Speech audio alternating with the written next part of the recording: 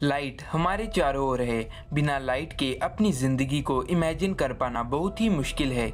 लेकिन आखिर ये लाइट होती क्या चीज़ है? आज हम इस वीडियो में इसी सवाल को जानने की कोशिश करेंगे, जो कि क्वांटम मैकेनिक्स की वीडियो सीरीज़ का पहला एपिसोड होगा। तो बने रहिए इस वीडियो के अंत तक। लेकिन आगे बढ़ने से पहले हमारे चैनल को सब्सक्राइब करके बेल आइकन को दबाना ना भूलें, और अगर वीडियो पसंद आए तो वीडियो को लाइक करना भी ना भूलें। So let's start the video. Light आखिर है क्या? इस टॉपिक पे जंग न्यूटन के समय से चली आ रही थी। न्यूटन ने लाइट को पार्टिकल मानते हुए कॉर्पस्क्यूलर थ्योरी को दिया, जिसके मुताबिक लाइट कॉर्पस्क्यूल नाम के पार्टिकल से मिलकर बनी होती है। एक सोर्स ऑफ लाइट भारी मात्रा में कॉर्पस्क्यूल्स को एमिट करता है। हालांकि ये थ्योरी बाद में चलकर गलत साबित हो गई, लेकिन लगभग 50 से भी अधिक सालों तक सभी इसी थ्योरी को सही मानते रहे। फिर उसी समय लगभग साल 1677 में एक डच फिजिसिस्ट क्रिश्चियन हाइगन्स ने एक नई वेव थ्योरी दी, जिसके मुताबिक लाइट वेव है, और वो भी मैकेनिकल वेव, यानी कि लाइट को ट्रैवल करने के लिए एक मीडियम की आवश्यकता होती है, बिल्कुल साउंड और वाटर वेव की तरह। उस समय ये मीडियम ईथर को माना जाता था, जो कि एक हाइपोथेटिकल मीडियम है, यानी कि एक ऐसा मीडियम जो असल में एग्जिस्ट करता ही नहीं है। हाइगन्स के मुताबिक हमारे पूरे यूनिवर्स में ईथर फैला हुआ है, जिसमें लाइट ट्रेवल करती है। हाइगन्स अपनी इस थ्योरी से रिफ्लेक्शन, रिफ्रैक्शन, इंटरफेरेंस, डिफ्रैक्शन और पोलराइजेशन जैसे फिनोमिना को एक्सप्लेन करने में कामयाब रहे। लेकिन एक बड़ा सवाल कि आखिर ये लाइट बनी किस चीज़ की होती है, ये अभी भी हमारे सामने था। तो इसलिए साल 1861 में एक famous physicist James Clerk Maxwell ने अपनी इलेक्ट्रोडायनेमिक्स की थ्योरी दी, जिसमें उन्होंने ये बताया कि लाइट क्या है और कैसे ट्रैवल करती है। आइए डिटेल में जानते हैं मैक्सवेल ने अपनी थ्योरी में क्या बताया। दरअसल मैक्सवेल ने सबसे पहले अपनी स्टडी चार्ज पे की, जिसमें उन्होंने ये बताया कि अगर कोई चार्ज रखा हुआ है तो वह अपने चारों ओर एक यूनिफॉर्म इलेक्ट्रिक फील्ड बनाता है, और अगर वही चार्ज यूनिफॉर्म वेलोसिटी के साथ ट्रैवल कर रहा है तो वह इलेक्ट्रिक फील्ड के साथ साथ मैग्नेटिक फील्ड भी बनाता है। पर अगर वही चार्ज एक्सेलरेटेड मोशन कर रहा है तो वह इलेक्ट्रोमैग्नेटिक वेव्स का निर्माण करेगा।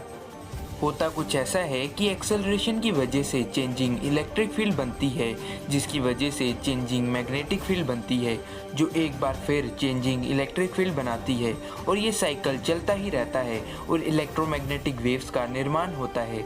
इसी चीज़ को साबित करने के लिए मैक्सवेल ने 4 फेमस इक्वेशन भी दी, जिन्हें हम मैक्सवेल्स इक्वेशन के नाम से जानते हैं। और बाद में जब मैक्सवेल ने इन 4 इक्वेशन को सॉल्व किया तो पता चला कि इलेक्ट्रोमैग्नेटिक वेव एनर्जी से मिलकर बनी होती हैं, जो कि एक कांस्टेंट स्पीड के साथ ट्रेवल करती हैं, और ये कांस्टेंट स्पीड है 3 लाख किलोमीटर प्रति सेकंड।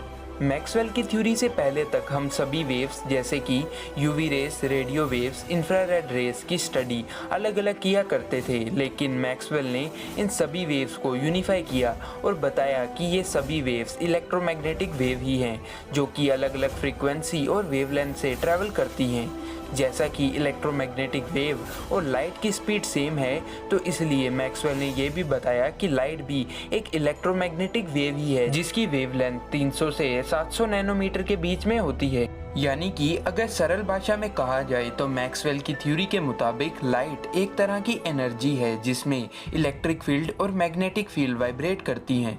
लेकिन एक बड़ा सवाल जो अभी भी हमारे सामने था वह ये था कि आखिर लाइट ट्रैवल किस मीडियम में करती है। हालांकि हाइगन्स के मुताबिक लाइट ईथर नाम के एक हाइपोथेटिकल मीडियम में ट्रैवल करती है, लेकिन मैक्सवेल का ये मानना था कि लाइट समेत सभी इलेक्ट्रोमैग्नेटिक वेव्स को ट्रैवल करने के लिए कोई भी मीडियम की आवश्यकता नहीं होती है। शुरुआत में तो मैक्सवेल की बात पर किसी ने विश्वास नहीं किया, पर जब साल 1887 में famous Michael Sanon Morley experiment किया गया तो उसने ये साबित कर दिया कि मैक्सवेल सही थे, यानी कि लाइट को ट्रैवल करने के लिए कोई भी मीडियम की आवश्यकता नहीं होती है, और ये स्पीड ऑफ लाइट हमेशा कांस्टेंट ही रहती है। मैक्सवेल की इस थ्योरी के बाद सालों से चली आ रही परेशानी पर विराम लग गया था, पर सिर्फ तब तक जब तक आइंस्टाइन ने साल 1905 में फोटो इलेक्ट्रिक इफेक्ट को एक्सप्लेन नहीं किया था। आखिर क्या है ये फोटो इलेक्ट्रिक इफेक्ट, इसके बारे में हम इस वीडियो सीरीज़ के सेकंड एपिसोड में जानेंगे। तो बने रहिए हमारे चैनल के साथ, और अगर वीडियो पसंद आई हो तो वीडियो को लाइक करना ना भूलें। मिलते हैं अगले एपिसोड में।